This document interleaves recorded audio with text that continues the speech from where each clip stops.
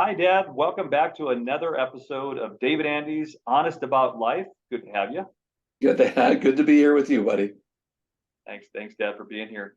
So, in the last episode, we talked a little bit about global warming versus climate change. It's obviously an extremely hot topic, one that there is a lot of passionate voices on both sides, and so everybody sort of seems to think that, or thinks, not seems, they believe that their perspective is right.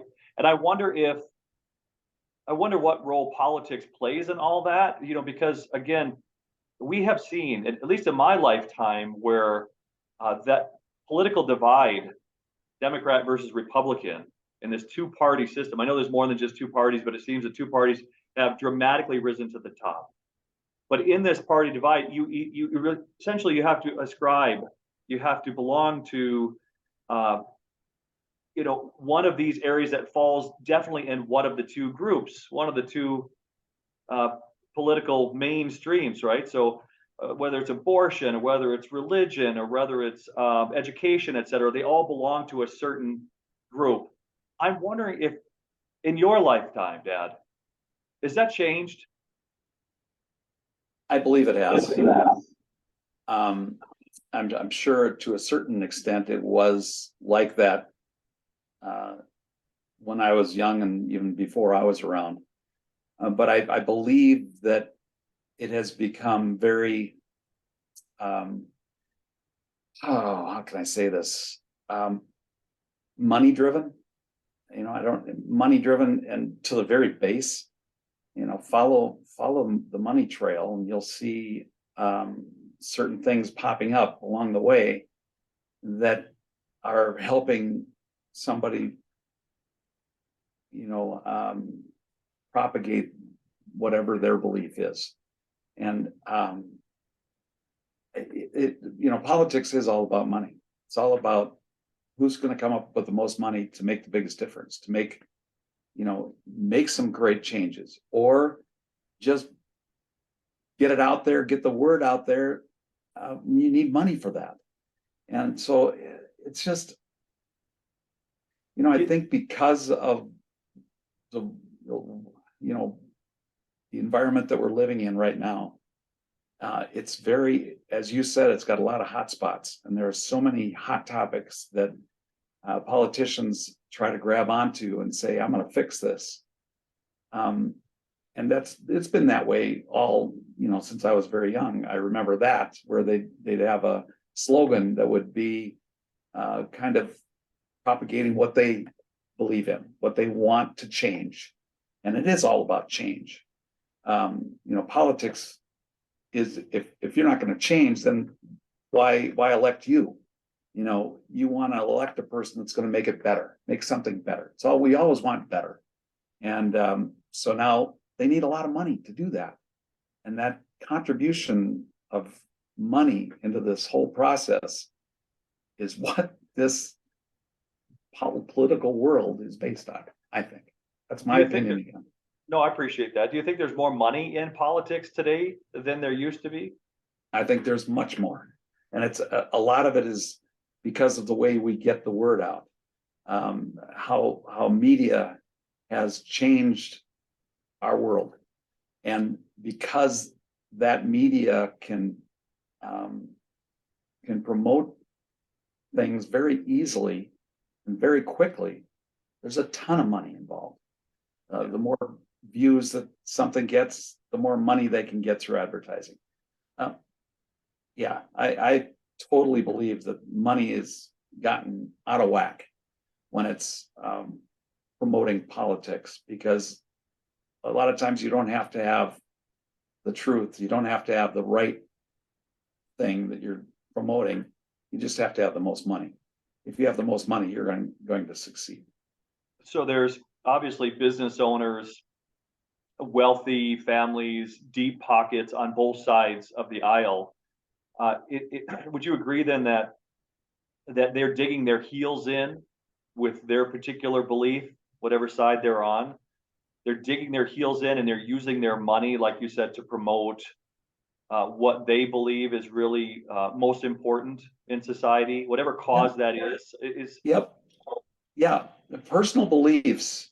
Well, look at all the actors and actresses in Hollywood that give millions of dollars to the person that they want elected. It's because they believe strongly in what that person stands for, and so they give millions and millions of dollars, and that I think has changed over time as well. That has become more prevalent.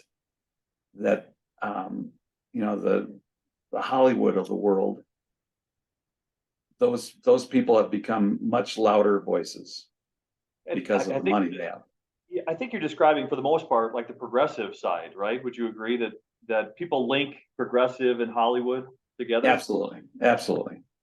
So maybe they've discovered that, hey, they can bring both money and a voice, or sort of that understanding of media, that understanding of getting the word out.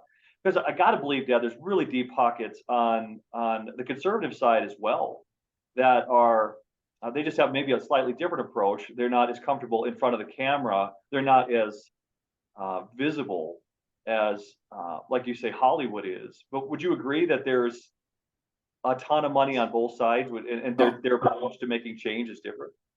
Absolutely.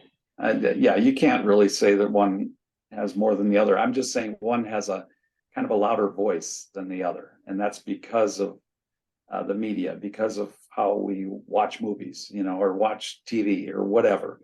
I think that media has become a very strong force, and I think there's a lot of deep pockets on the other side as well. And it just they both have a lot of money. I just believe, this is my belief again, that one has a louder voice than the other.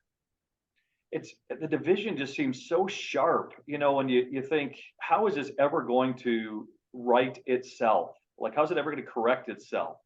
Is it the next generation that we're going to lean heavy on to be the group that brings everybody together and says, hey, this division doesn't need to be so distinct, that we could start to, because I got to imagine, Dad, that there are a lot of people that agree with positions on both sides, about everything from abortion rights to religion to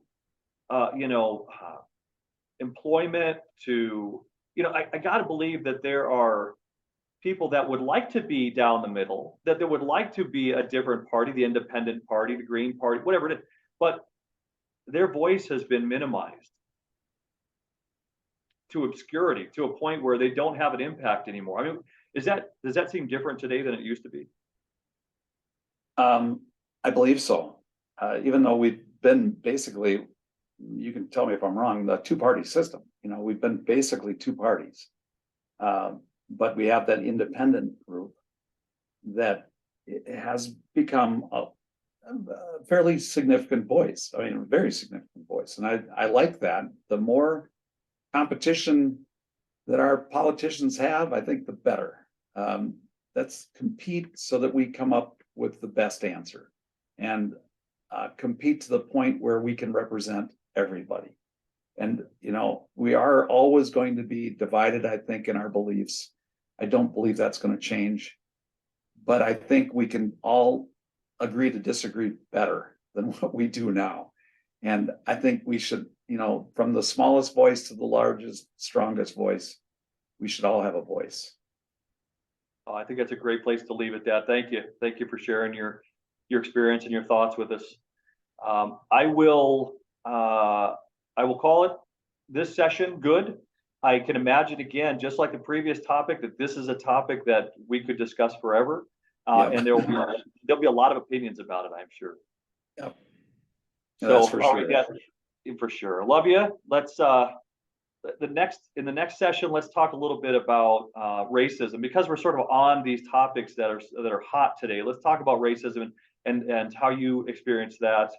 Sort of the way that you knew it was around, it was happening when you were younger, and how that might have changed. So thank you, Dad. Love you. Look forward to connecting again. Love you. Bye. Yeah.